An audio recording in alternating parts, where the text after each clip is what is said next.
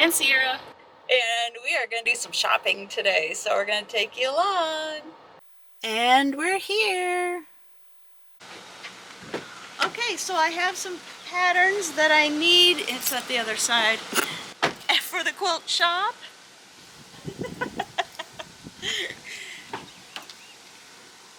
Yeah. Christina's got stuff too. I'm looking to match and get some help. They painted. It's so Nice. Are we going in the front or the... Wait, what? Okay, so we're looking for fabric for this. And Laura is helping me with... There she is! Laura is helping me with this bird that I made, and this is going to be part of that as a pillow.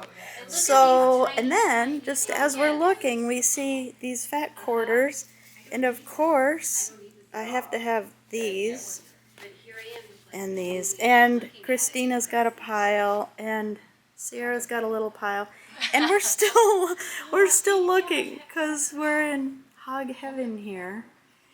And Laura's writing things down for me because I am pretty new at all this stuff. So I am still finding out about all things sewing and quilting.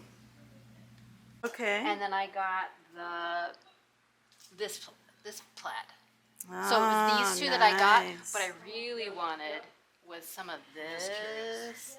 And some of this. Which one? It's Oh like my a God. bat and a It's like- crow and a rat and a cat. Yeah. It's like vintage look, and I love the Wow. rickrack fabric. Oh yes. That rickrack fabric is. So if you put this on a reel on your it's a block big enough to fit this 18-inch square. Okay. So you're gonna cut two pieces that are 2.5 inches because you have to have your seam allowance about the height of the block, which is 12.5, and then you're gonna sew them onto the sides.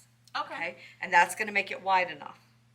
Then you're gonna cut two more pieces that are, and those need to be 3.5 because I forgot about that it was shorter. So you need two pieces that are 3.5 by 18.5, and that's going to fill up the space here and here. So it'll be this size. Okay. What you're going to need for the back are these two pieces here. They're not an actual square. They're actually a skinnier than square rectangle. So this is cut 14.5 inches wide, and then the 18.5 inches tall. Okay. You're going to hem on two of them. You're going to hem one side. Oh, See sure. that? So that you can launder it and it won't get messed up. You can do whatever kind of hemming you like. You can just fold it over. You can put some stitching tape there. You can stitch a line, whatever you like. Okay. Then you're gonna put the block down face up, and then you're gonna lay one side even with the corners with the stitching towards the middle, and you're gonna do the same thing with the other block. All you need to pin is the corners and where these intersect so you don't miss them. Okay? And you sew all the way around. You don't have to stop and turn it or anything. And then you have a pillow cover. And then this can go into the washing machine and you can change it out seasonally by just getting a pillow form. Ooh, Okay? Okay. Now, I will tell you, if you want your pillow to look nice and full, and not have those little pointy corners that everybody had in the 80s on their pillows, on the couch, you want to narrow the stitching here, like kind of arc it a little bit so you come in on the edges. You can't really tell because I did it so slightly, but it helps the pillow look round and full. Oh. So you just want to like come in a little bit, maybe not quite 3/8, but a little more than a quarter. Okay. Okay, and that'll give you that nice rounded edge instead of those pointy ears. Yeah. So your pillows won't have cat ears. And then literally all you do once you sew all the way around it is you're just going to turn this right side out. Once you turn it right side out, you can stick your pillow in. And you do kind of have to push your little pillow because he doesn't really like to go in the space easy. But that means he's going to make a nice full pillow when you're done. If you're not fighting him, you probably didn't make the square small enough. Oh, okay. Because so it should fight a little bit. It should fight a little bit because if it doesn't, then it's going to look like it's got baggy pants on. This has got to be a chubby girl and a pair of Calvin Kleins in the 80s. Where you had to lay down on the bed and use the clothes hanger to pull them up. Remember that? I remember that. Because it would tear your fingers apart. And then you stood up and you couldn't walk. And I wasn't fat back then, and I still did that. I was like a size 5, and I still wore those jeans so tight. Okay, so see how it's like snug here? Yeah. You're just gonna manhandle him into the corners, and you just push the corners of the pillows. Now, if you didn't get your points exactly where you wanted them, like if they still have some little ears, you can go back in with just some loose stuffing and stuff the corners, so that it doesn't look like you left cat ears on your pillow. So your pillow doesn't look like Batman. Yeah. And that's it. Yay! Thanks, So, Laura. And there's all the instructions, and I'm going to cut your half a yard so you can do it. Yay! Thanks. Now I'm going to show you the haul I got from OrangeBlossomStitchery and Quilt Shop. Laura was very helpful, so we got a lot of things. Okay, first of all, we are going to do this. I'm going to try 2 blocks from Farmhouse Fall by Erica Maid or Confessions of a Homeschooler. I have a link to that, but here's a pattern for this quilt, and Laura helped us pick fabric for that. And I had fabric pieced this bird together. This was my second attempt and first attempt at anything like it, so I'm kind of excited about finishing this, and Laura helped me pick out fabric to make that into a pillow.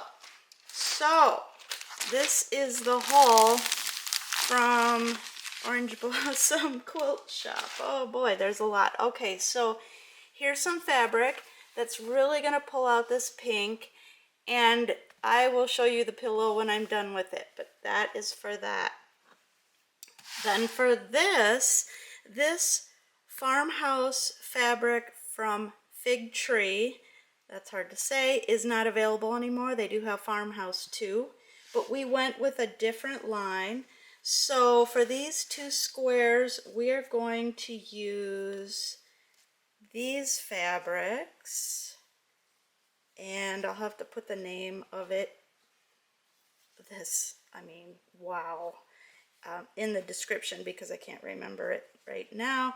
So these are the ones that are going to be used for that, and I love this. I just love fall, and these are going to be fun to work with. Okay, so those are all for this, and Laura was very helpful in helping us and cutting them and telling us just what we would need.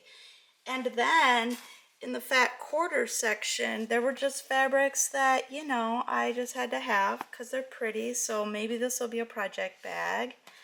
I always need some neutrals, so I got some, oh, this neutral goes with that. That's going to be background. I got some fat quarter whites because I just always end up needing those. Look at these hedgehogs. So that'll be a bag of some sort. I'm probably going to combine them. This is purple and pretty, and had to have it. And look at these birds, they're adorable. So this is a fat quarter. I do not know who makes this fabric. If I find out, wait, is it on here? No. If I find out, I'll put a link to that, but that's just lovely. And then because I like these so much, I just got a fat quarter, maybe for a project bag or something. I'm not sure, but quite the big haul from OrangeBlossomStitchery and Quilt Shop, and I will keep you posted. But we had a great time shopping. Laura was super helpful. I highly recommend this store in LeClaire, Iowa. Thanks again for watching, and have a great day. Bye.